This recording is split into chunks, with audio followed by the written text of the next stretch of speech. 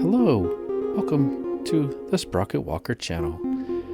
It's such a delightfully rainy day today. I thought it would just be perfect if we did a Sprocketwalker video. And I've got a big selection of choose your own adventure books, and I thought that would be fun to do today. So the book in particular I thought we could do is this one right here.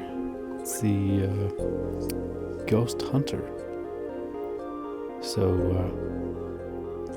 I haven't read this one before. This will be a lot of fun.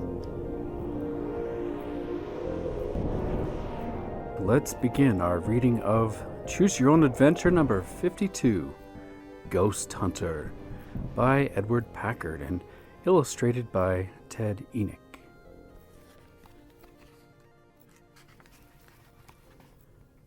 Ever since you solved the Harlowe Thrombey murder case, your services as a private detective have been much in demand. Harlowe Thrombey was one of the richest men in town, and it was a surprise when he called you to help find out who was plotting against his life. Unfortunately, Thrombey was murdered the very night you began your investigation. His widow, Jane Thrombey, was a prime suspect, but you proved her innocence, and afterwards she continued to live in their huge Victorian house until she died of a heart attack a few months ago. You've enjoyed being a private detective, but lately you've been thinking about going into a new field.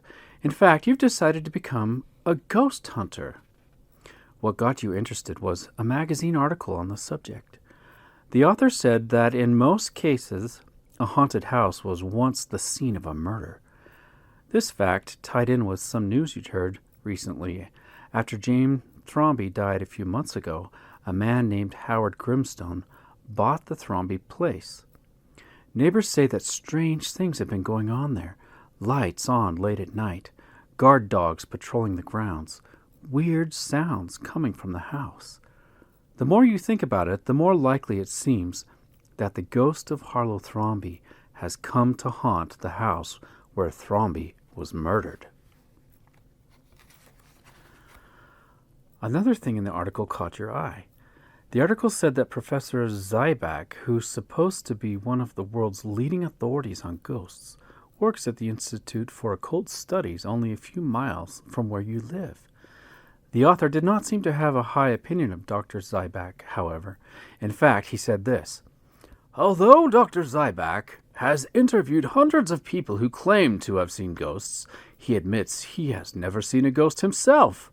How can he be so sure, then, that ghosts really exist?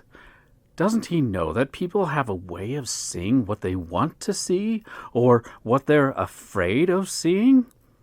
Dr. Zyback's evidence for the existence of ghosts seems no more convincing than all the so-called evidence for UFOs and ESP. You ask various people if they know anything about Dr. Zyback. A neighbor of yours, Mrs. Waleka, tells you that she's known Dr. Zyback for many years. I don't know whether his theories about ghosts are true or not, but I do know this, she says. He is an honest man." You wonder whether it would be useful to see Dr. Zyback or not. If you decide to pay a call on Professor Zyback, turn to page 4. If you decide to start ghost hunting without delay, turn to page 11. Well, it sounds like we have a background as an investigator, and a good investigator knows you need to do some research, right? You don't just jump right into conclusions or whatnot. So it sounds like we should probably go talk to Professor Zyback. So let's turn to page 4. Within the hour, you knock on the door of Professor Zyback's office at the Institute.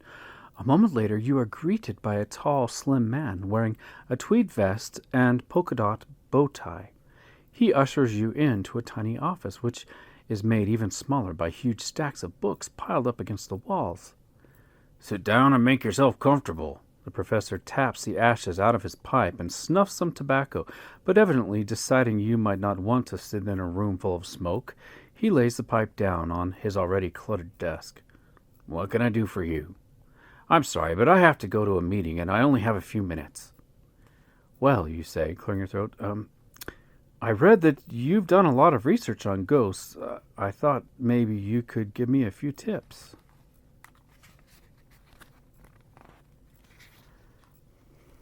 Tips? The professor frowns.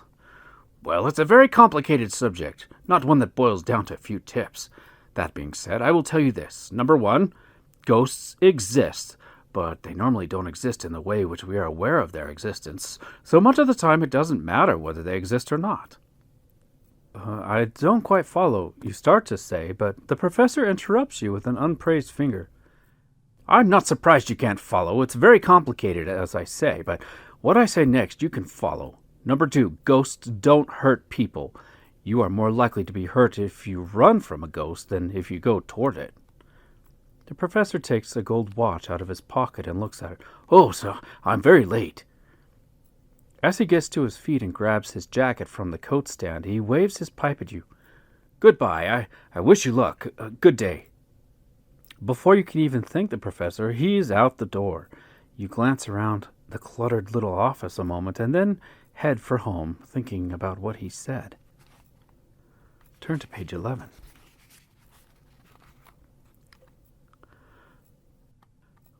You're sitting at your desk thinking about how you might begin your work as a ghost hunter when the phone rings. It's your old friend, Jenny Mudge. That's quite a coincidence. Jenny, who is also a private detective, helped you solve the Harlowe Thrombey murder case.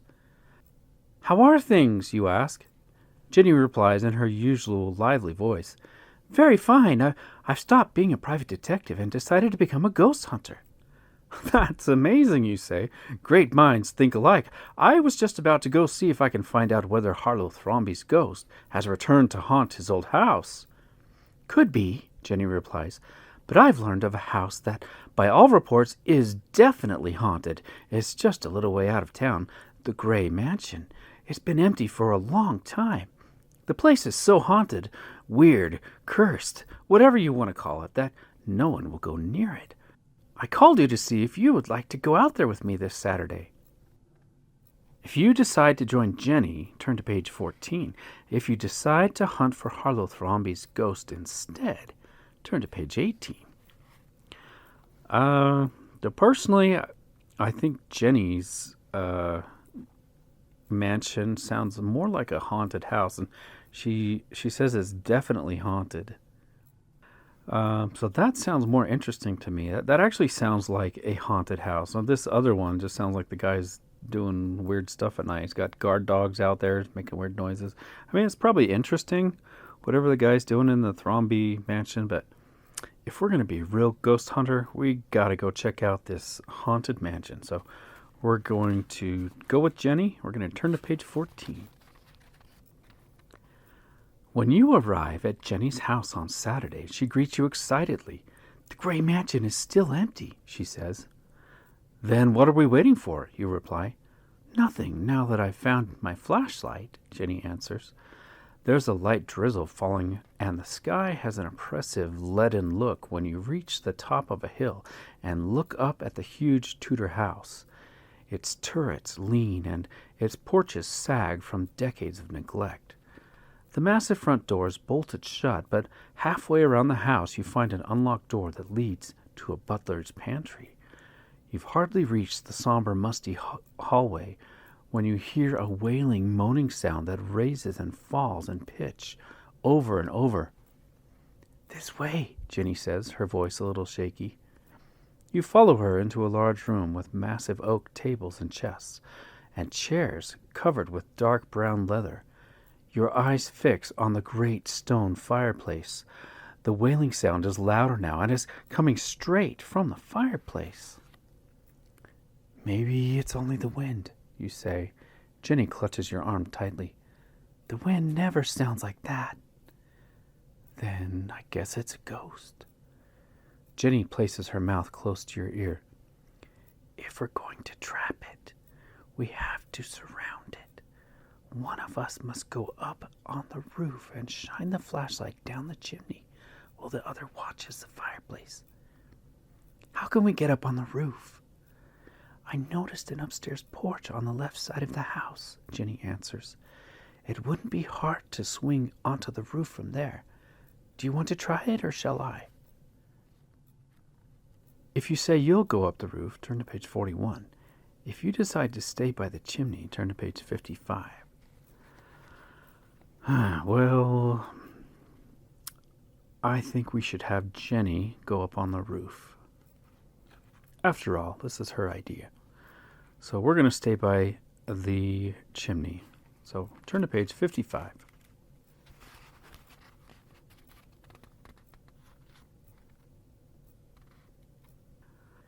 You stand by the fireplace, ready to capture the ghost if Jenny scares it out.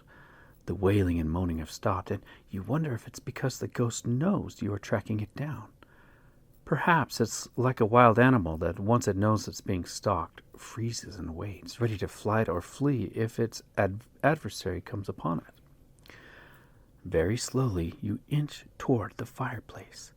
You bend down to look up the chimney. As you stoop, your eye catches a painting on the wall.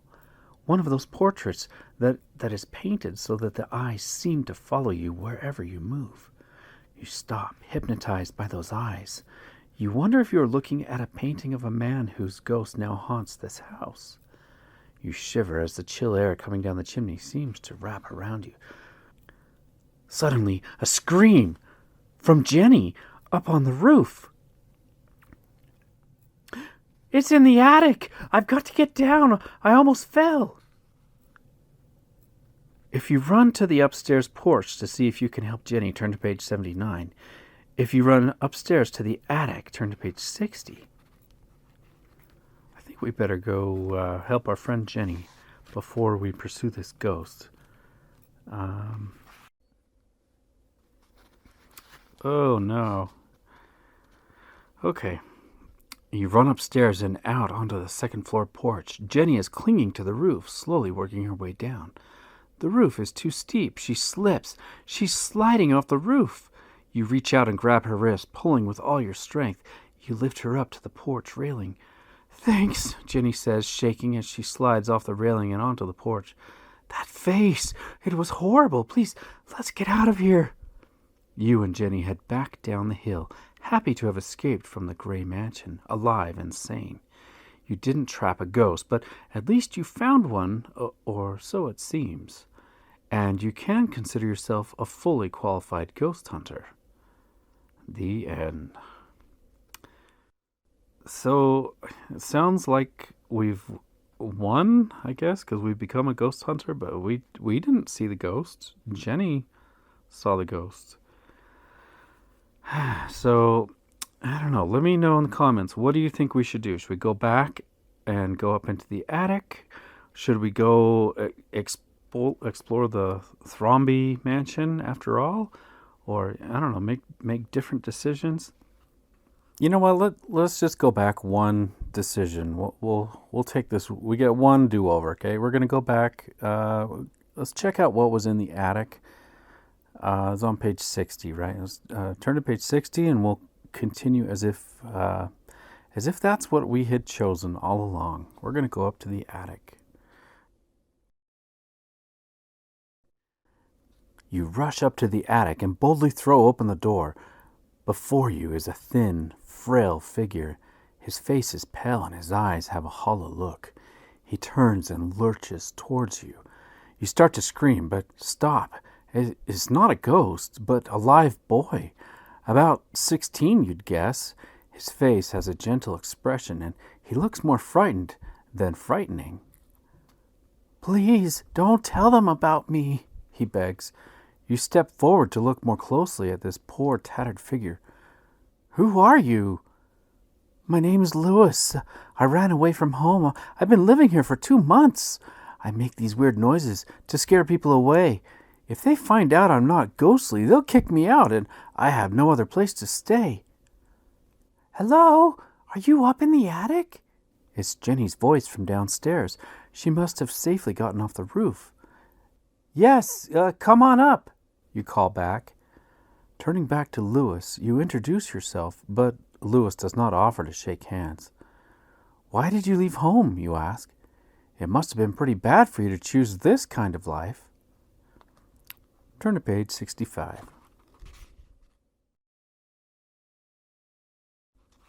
Louis suddenly sits down on the floor and leans back against the wall, staring into space. You wonder whether he has forgotten you're there. "Are you in here?" comes Jenny's voice again. She's at the top of the attic stairs. "Over here," you yell, and to Louis you say, "Meet my friend Jenny." Jenny runs up beside you, stopping short as she spots Louis. "Why, you're not a ghost," she says to him, "but if you don't start eating more, you soon will be." Louis smiles for the first time and slowly gets to his feet. "He ran away from home," you explain to Jenny. "I lived with my uncle," Louis says. "He was drunk a lot, and I bet you'd like a hot bath and a good meal," Jenny says. "You can come over to my place," you add. "We'll fix you up." Thanks very much," Louis says. He walks over to the corner of the attic, gathers up some clothes strewn on the floor, and stuffs them into a backpack. Then he follows you and Jenny down the stairs and out of the house. Turn to page 67.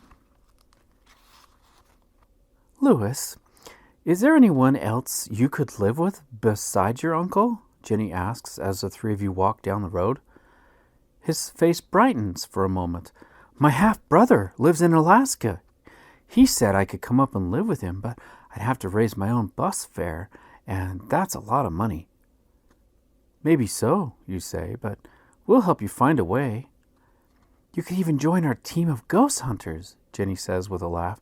"After all, you've had a valuable experience living in that haunted house." "I don't know if I want to be a ghost hunter," Louis says, "but I'm pretty good at carpentry." "Great," you say. "I know a builder. I'm sure he could use you on his crew." "Louis," Jenny says emphatically, "you're already halfway to Alaska." The end. Okay, well, it's not the ending I'd hoped for, because we want to catch a ghost, right? We want to see a ghost, but we were able to find a new friend. This makes me want to try the other choices, checking out that other mansion, and maybe Jenny and I can check it out. Anyway, if you like this video, give me a thumbs up, and I really want to know in the comments, should we revisit this? Should we go back and check out the original haunted house manor that we were going to check out? So let me know. And appreciate you checking out this video. Thanks for sticking with me. And if you made it this far, you like these kind of books. So let me know in the comments, what would you like to have next? You want me to revisit this book? Or should we try one of these other choose your own adventure type books? So let's have some fun adventures. So thanks for checking this video out, and I'll see you again soon. Take care.